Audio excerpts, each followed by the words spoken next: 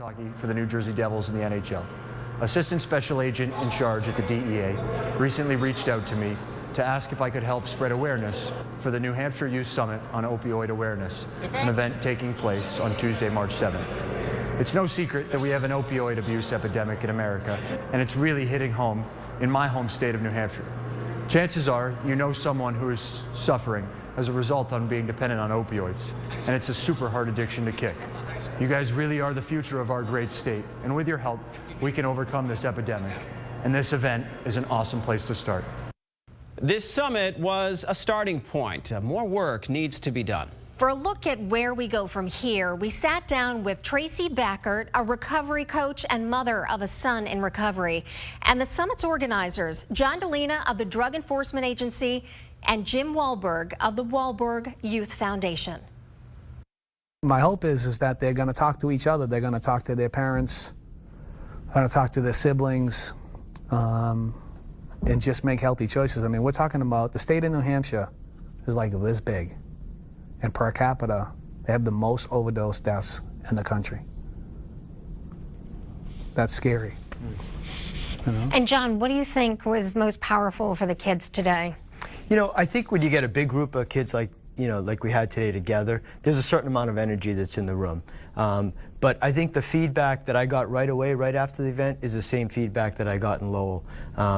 When the movie ends and those parents take the stage and they're holding the picture, you know, I think that's the one thing, the one image that these kids take away with them. Because, you know, like Jim said, you look at the moms that are up there and you look at the dads, and they look a lot like, you know, the moms and dads that we live with. And you look at the pictures of the kids, and they're healthy looking, everyday kids. I saw pictures of soldiers, I saw pictures of athletes, you know, and I think that really hits home with these kids, it really does. And early on in the presentation, we played a quick video clip of 3 young men that are in recovery from Teen Challenge.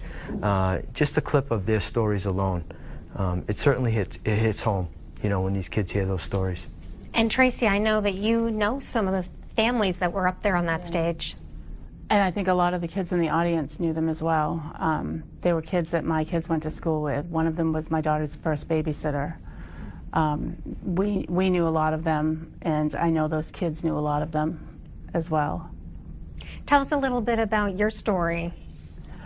My son Justin started with Percocets at roughly 20 years old when he was in college, and over 2-ish years it moved into Suboxone and heroin, but smoking and snorting it, and it was probably 3 to 4 years in before he started using needles, and it was probably at least 3 years in before we knew what was going on. And it's not as simple as smoking pot or cocaine, where it's so you can see they're not eating, they're not sleeping, or they smell funny. Taking the Percocet, there wasn't a lot of obvious signs. So by the time you know something's going on, they've been doing it for a while. What's your advice to parents? Go with your gut. If you think that there's something wrong, there's something wrong. You know your child better than anyone else, whether it's them or their friend. Go with your gut. And don't be afraid, like the mother in the movie. She went to the other mother to talk to her. Don't be afraid of losing a friend by trying to save a kid's life. And the same with staff members. Make the call. You know, just if you think there's something wrong, there probably is.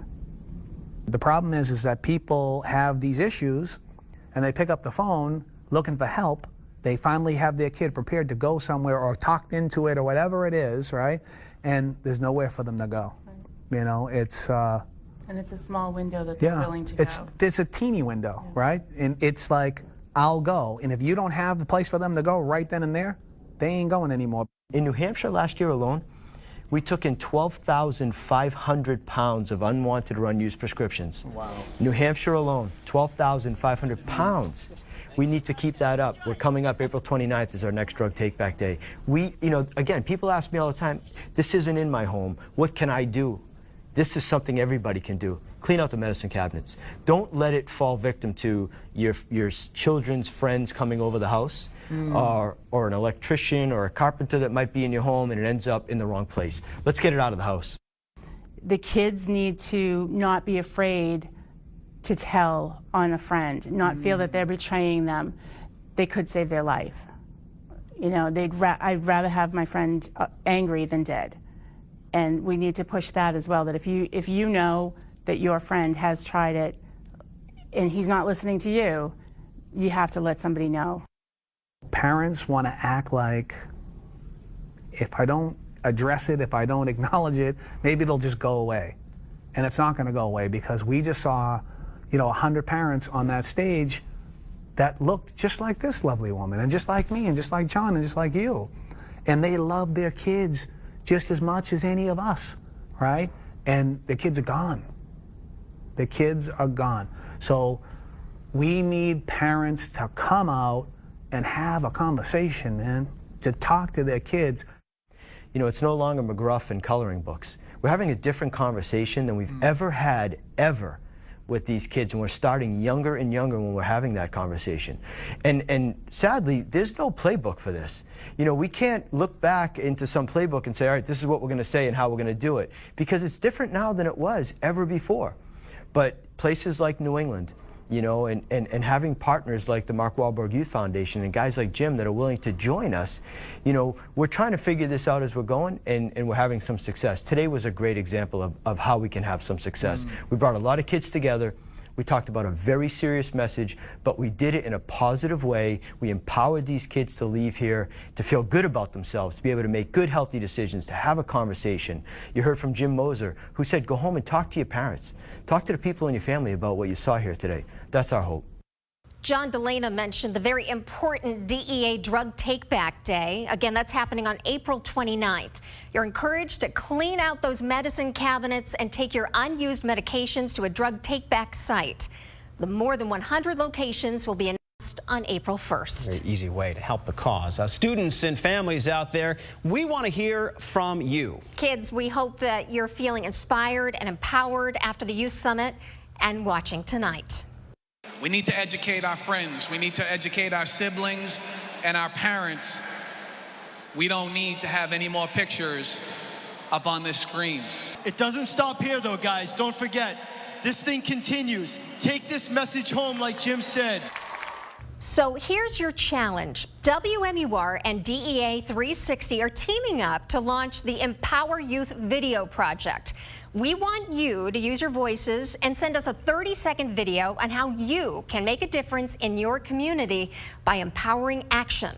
All of the details on what you need to do can be found at the State of Addiction section on our website, WMUR.com, and on our mobile app as well. Help us out with that. And coming up next, join us on WMUR Facebook for a live conversation about empowering our teens. Now, also the signs to look out for, and also how to talk to our kids. We have a group of people who are helping to fight the opioid crisis here in New Hampshire every day, and they're ready and waiting to hear from you.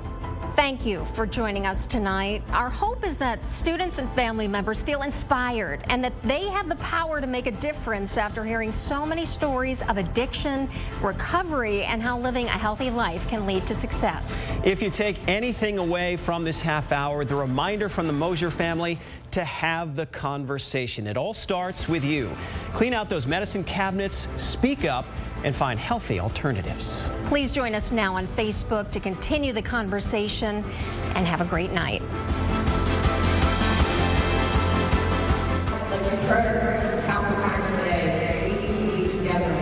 When you see something not working, say something. When you see something that's working well, and get behind it.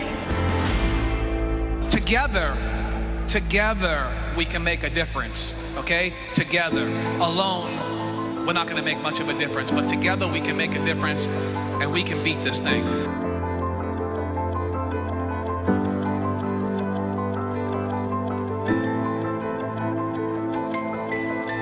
But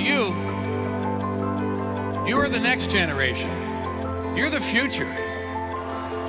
You're the ones that are actually gonna see this thing through and to make it actually happen.